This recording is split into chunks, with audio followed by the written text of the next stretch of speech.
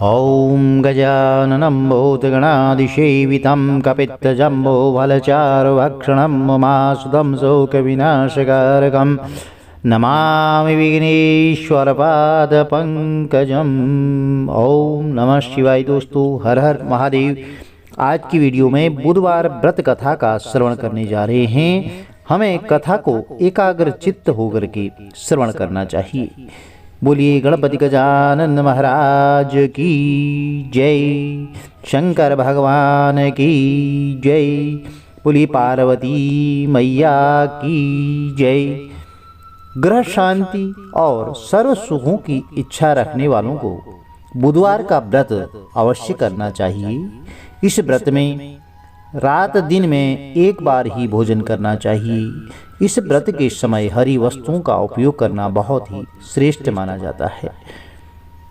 व्रत के अंत में शंकर भगवान की पूजा, माता पार्वती की पूजा अवश्य करें और साथ ही बुधवार की कथा सुनकर आरती करें, प्रसाद लेकर अवश्य जाएं। बीच में कहीं इधर उधर नहीं जाना चाहिए। चलिए कथा आरंभ करते हैं। एक समय की बात है, एक व्यक्ति अपनी पत्नी को विदा करने के लिए अपनी ससुराल गया। वहां पर कुछ दिन रहने के पश्चात सास ससुर से विदा करने के लिए कहा, किंतु सबने कहा कि आज बुधवार का दिन है, आज के दिन गमन नहीं करते। तो यह व्यक्ति जो है किसी प्रकार नहीं माना और अपनी हठ धर्मिता के कारण जो है बुधवार के दिन ही पत्नी को विदा कराकर अपने नगर की ओर चल पड़ा। रास्ते में उसकी पत्नी को पानी की प्यास लगी तो उसने अपने पति से कहा कि मुझे बहुत जोर से प्यास लगी है। तब वह व्यक्ति लोटा लेकर के रथ से उतरकर जल लेने चला गया।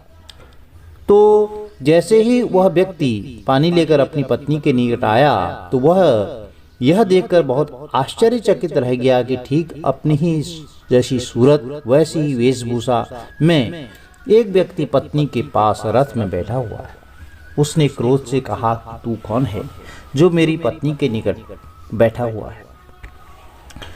तो दूसरा व्यक्ति बोला, यह मेरी पत्नी है, मैं अभी अभी ससुराल से विदा कराकर ला रहा हूँ। तो वे दोनों व्यक्ति आपस में परस्पर झगड़ने लगे। तभी राज्य के सिपाही आकर के लौटे। वहां पर लौटे वाला जो व्यक्ति था तो उसको पकड़ने लगे। तो स्त्री से पूछा, तुम्हारा असली पति कौन सा है? तब पत्नी शांत ही रही, क्योंकि दोनों एक जैसे थे। वह किसे अपना असली पति कहे? वह व्यक्ति ईश्वर से प्रार्थना करता हुआ बोला, हे परमेश्वर, यह क्या लीला है कि सच्चा झूठा बन रहा है? तभी आकाशवाणी हुई कि हे मूर्ख, आज बुधवार है। बुधवार के दिन तूने गमन नहीं करना था, तुमने किसी की बात नहीं मानी। यह सब लीला बुधदेव भगवान की है। उस व्यक्ति ने भगवान बुधदेव से प्रार्थना की और अपनी गलती के लिए क्षमा मांगी। तब बुधदेव जी ने उस व्यक्ति को अपनी गलती का एहसास दिलाने के बाद अंतर्ध्यान हो गए और वह अपनी स्त्री को लेकर के घर आया और बुधवार का व्रत वे दोनों पति पत्नी नियम पूर्वक करने लगे। जो भी व्यक्ति इस कथा को श्रवण करता है, सुनता है, उसको बुधवार के दिन यात्रा करने का कोई दोष नहीं लगता है। उसको सब प्रकार से सुखों की प्राप्ति होती है, मनोवांछित फलों की प्राप्ति होती है। यदि कुंडली में भी बुध ग्रह कमजोर है तो भी यह व्रत करना चाहिए और हरी वस्तुओं का दान करें। एक अन्य कथा भी प्रचलित है जिसे बुधवार को दिन सुना जाता है। गणेश जी की कथा है। एक बुढ़िया थी, वह बहुत ही गरीब और दृष्टिहीन थी। उसके एक बेटा और बहू थे। वह बुढ़िया सदैव गणेश जी की पूजा किया करती थी। एक दिन गणेश जी प्रकट होकर के उस बुढ़िया से बोले, बुढ़िया माँ, तू जो चाहे सो मांग ले। बुढ़िया बोली, मुझसे तो मांगना आता नहीं, कैसे और क्या मांगूं? तब गणेश जी बोले, अपने बहू बेटे से पूछ कर मांग ले। तब बुढ़िया ने अपने बेटे से कहा, गणेश जी कहते हैं कि तू कुछ मांग ले, तो बता मैं क्या मांगूं? पुत्र ने कहा, माँ तुम धन मांग लो। बहू से पूछा तो बहू ने कहा, नाती मांग लो। और तब बुढ़िया ने सोचा कि ये तो अपने अपने मतलब की बात कह रहे हैं। इसलिए बुढ़िया ने पड़ोसियों से पूछा तो उन्होंने कहा, बुढ़िया तू तो थोड़े दिन जिएगी, क्यों तू धन मांगे, क्यों नाती मांगे? तू तो अपनी आंखों की रोशनी मांग ले, जिससे तेरी जिंदगी आराम से कट जाएगा।